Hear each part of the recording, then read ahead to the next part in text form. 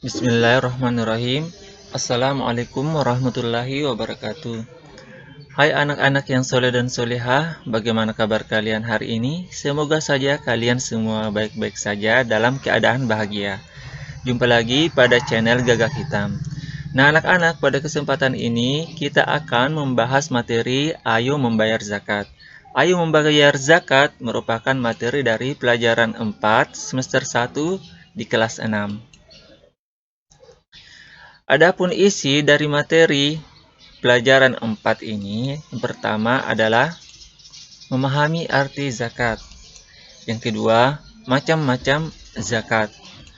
Yang ketiga, orang yang berhak menerima zakat. Dan yang keempat adalah hikmah zakat. Anak-anak, marilah kita masuk ke dalam sub materi yang pertama, yaitu memahami arti zakat.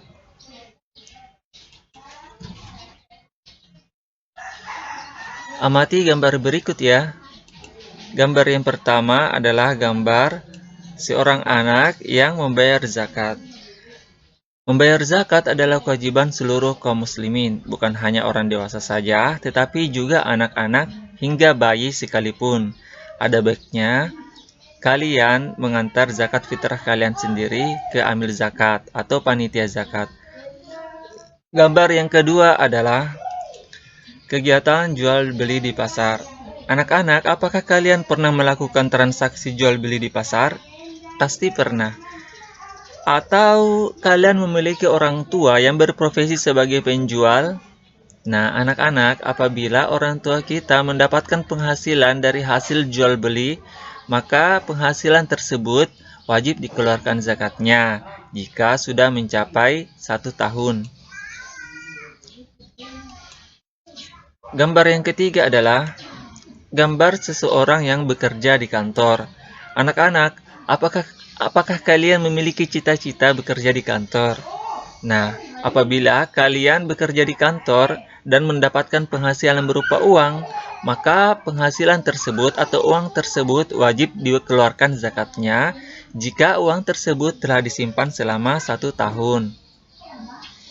Pada gambar yang keempat adalah gambar bertani.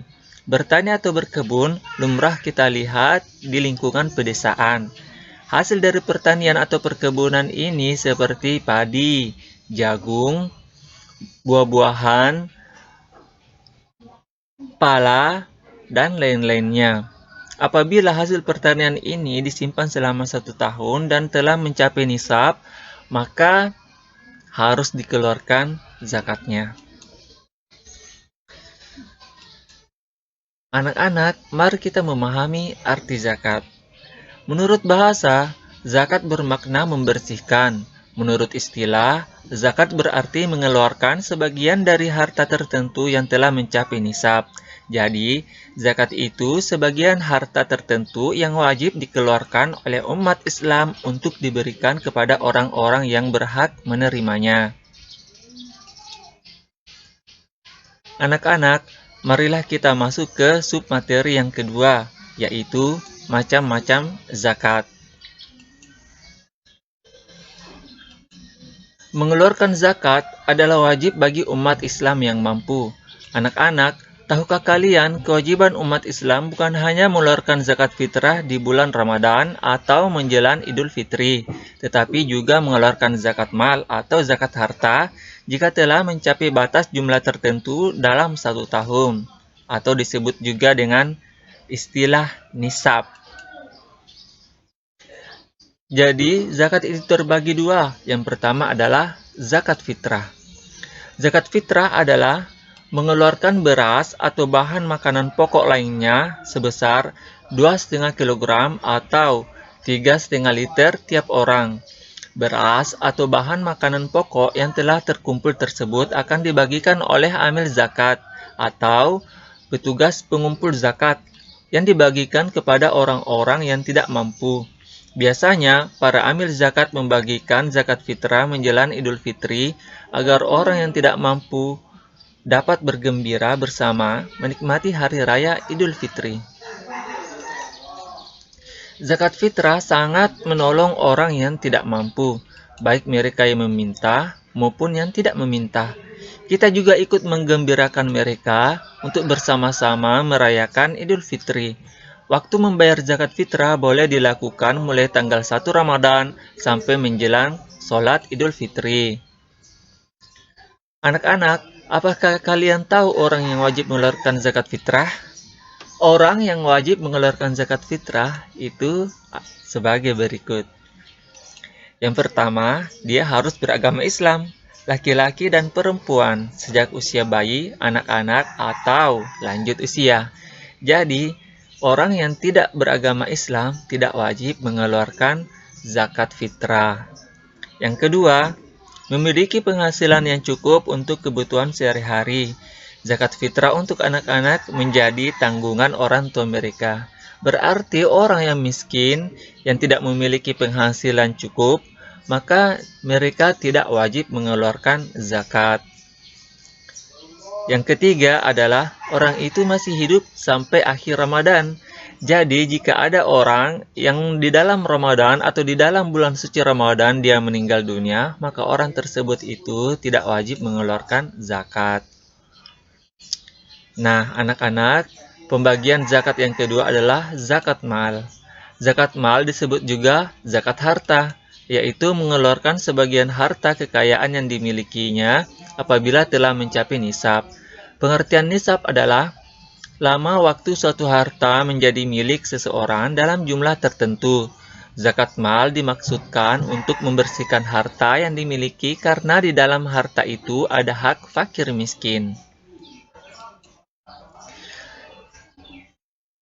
Misalnya, jika seseorang muslim memiliki 85 gram emas selama 1 tahun, zakat yang harus dikeluarkan 2,5%.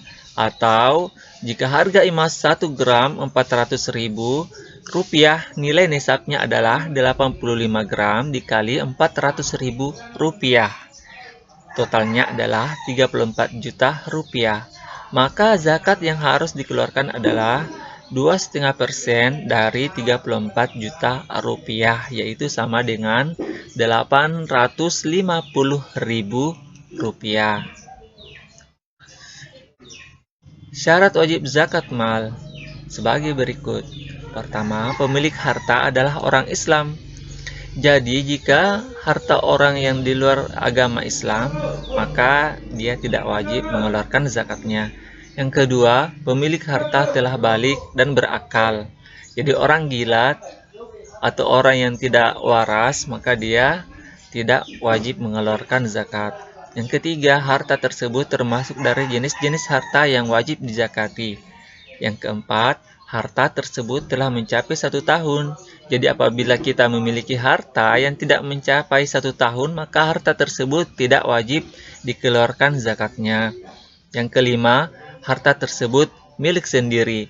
Jadi kalau ada harta yang bukan milik kita, kita tidak wajib mengeluarkan zakatnya.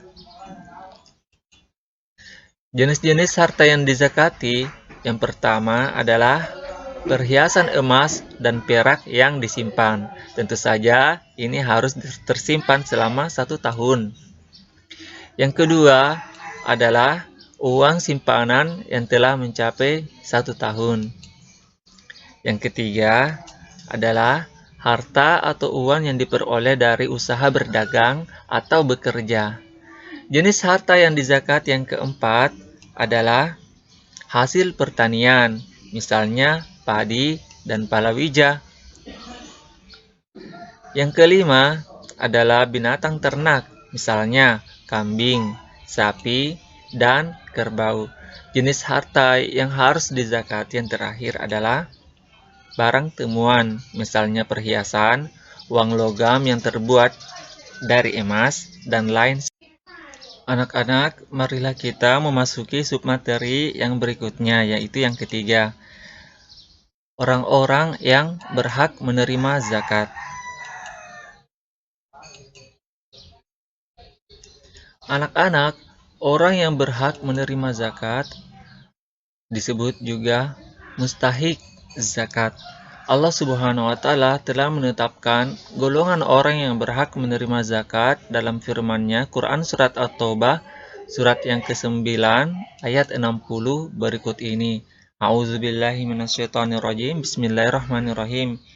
Innamas shadaqatu lil fuqara'i wal masakini wal 'amilina 'alaiha wal mu'allafati qulubuhum wa fir riqabi wal gharimina wa fi sabilillahi wa ibnis sabil faridatan minallah wallahu alimun hakim.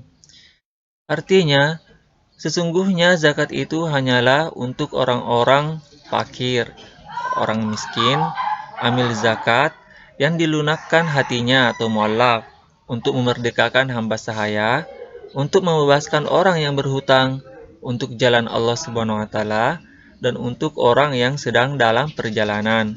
Sebagai kewajiban dari Allah Subhanahu wa Ta'ala, Allah Subhanahu wa Ta'ala Maha mengetahui, Maha bijaksana. Anak-anak, untuk lebih memahami, marilah kita simak penjelasan 8 golongan orang yang berhak menerima zakat.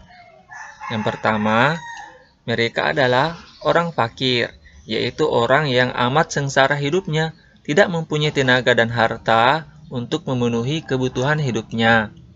Yang kedua adalah orang miskin, yaitu orang yang tidak cukup penghasilan untuk memenuhi kebutuhannya sehari-hari. Nah, anak-anak, orang yang berhak menerima zakat yang selanjutnya adalah pengurus zakat atau amil, yaitu orang yang diberi tugas untuk mengumpulkan dan membagikan zakat. Yang keempat adalah mu'allaf, yaitu orang yang bukan Islam atau non-Islam yang berkeinginan masuk Islam, dan orang yang baru masuk Islam yang imannya masih lemah.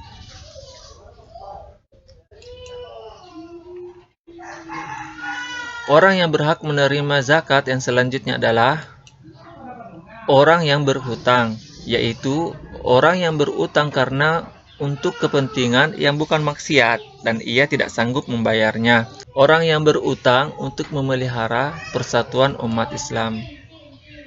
Yang keenam, orang yang berhak menerima zakat adalah orang yang berjuang pada jalan Allah atau fisabilillah, yaitu orang yang berjuang untuk keperluan pertahanan Islam di zaman Nabi Muhammad SAW.